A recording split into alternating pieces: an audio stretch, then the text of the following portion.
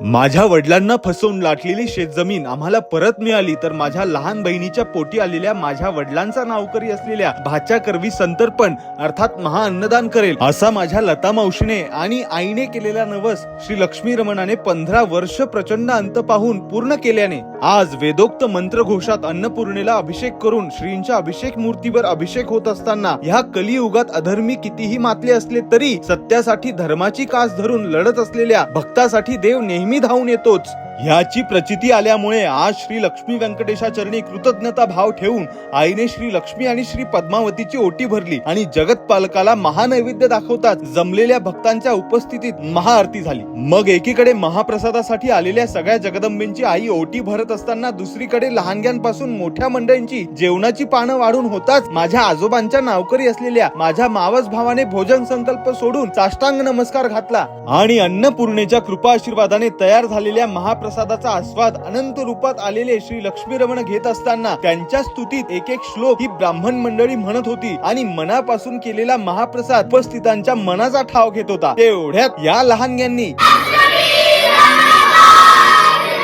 असा गजर केला आणि तत्क्षणी ब्रह्मवृंदांनी वेदोक्त मंत्र घोषात आशीर्वाद देताच आई तिने श्री लक्ष्मी रमणांना केलेल्या दुसऱ्या नवसातून मुक्त झाली।